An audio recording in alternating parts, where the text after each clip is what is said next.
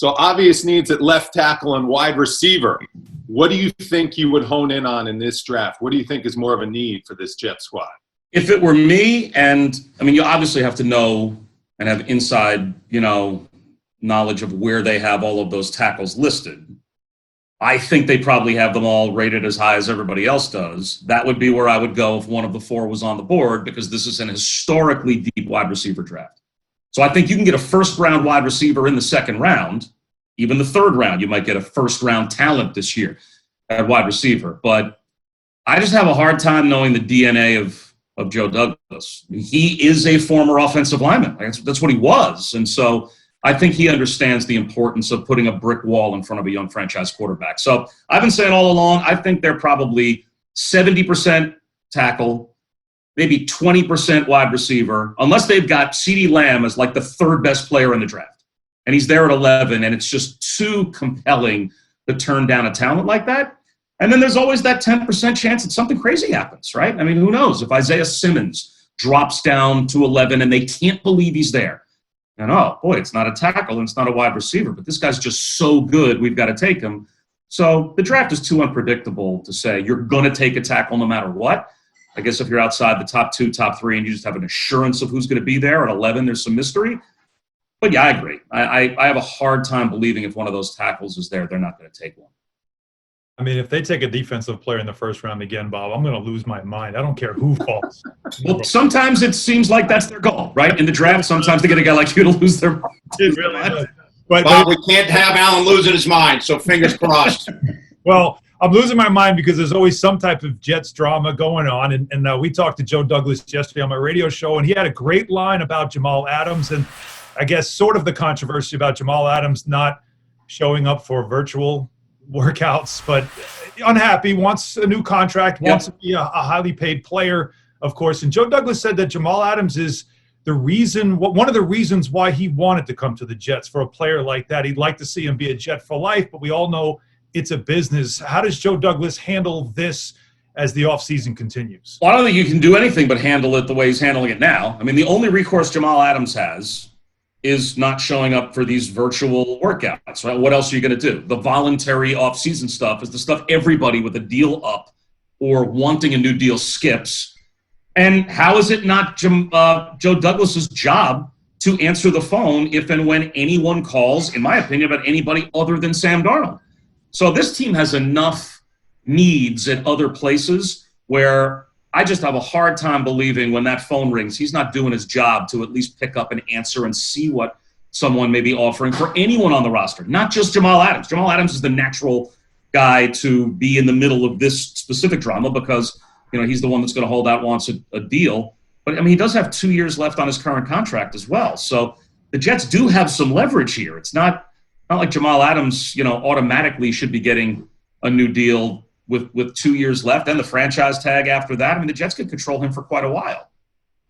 Now, Bob, monster news in the NFL just recently came down. Gronk is back. The Gronk trade, we saw the video of Tom Brady and picking up Gronk at the airport. What are your reactions to that trade?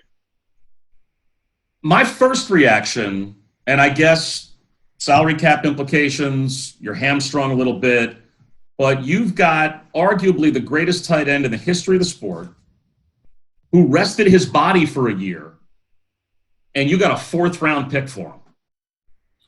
Like, at the end of the day, I just can't imagine anyone would look at that as a success, right? Like, why wouldn't there be a way to call the bluff there, dump some salary cap space off of your team, and say, all right, Rick Gronk, you want to come back? Okay, come on, we'll have you back then. And you can play for us. Oh, Tampa, you want him, and that's the only place he's going to go? Well, we're going to need a little something for him. Now, it looks like they just dusted it away. It was like, an annoyance on Bill Belichick's desk.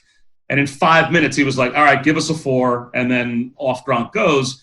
But I don't know. I mean, there's a way to look at it that he's going to be rusty and maybe he won't be the same old Gronk. To me, the other way I would look at it, if I were Bill Belichick, the case I would be making was this guy just rested his body for a year. And the last time he played, he was the best player at his position, production-wise, in the history of the sport. And I'm assuming you probably want to make your quarterback happy. So with all that being said, a 4th-round draft pick seems like a very small price to pay. Yeah, they really knew that's all he was going to do. You knew Gronk wasn't going back to New England. He made that pretty clear. He wasn't happy there anymore. He got very emotional about that. So it is interesting that maybe Belichick didn't try to hold out and hold Tampa Bay over. Maybe give us a little more because you know he wants to play for you. You know Tom wants him. While he says he's a Jets fan, he's not. He's a Giants fan, but he won't ask you a Giants question. All right. I will, because they do have the 4th pick, and this is a very interesting spot in the draft because people want quarterbacks. The Giants don't need one. They could move finally for the first time. What do you see them doing at number 4 in this draft? They're in about as interesting a spot, I think, as any team in the draft. Ultimately, I think they will probably take the first tackle. I bet both New York teams take tackles. Agree. Both New York teams have young franchise quarterbacks. I mean, the Justin Herbert smokescreen, to me, is just a waste of time. They're not taking a quarterback. How could they? But, I mean, again, you have to have a window onto their board, and if they think, and Isaiah Simmons, again, who I think is kind of the unicorn of this draft, they just think he's the next difference maker on defense in the NFL, they could go that route. It's possible. But, I think they're probably going to take a tackle as well. I mean, it helps Daniel Jones. It helps Saquon. A good offensive line means everything. We get so caught up, I think, in, the fantasy football world. PPR and what the quarterback's throwing for, and this guy catches, touchdown. This is still a line of scrimmage game when you get right down to it. If you can't protect the quarterback, you can't do what you want to do anywhere else. Everything else breaks down. That's the foundation. So, with this being such a dominant offensive tackle, top 15 type draft, and the 2 New York teams so in need each of one, I just think they're both going to go that way.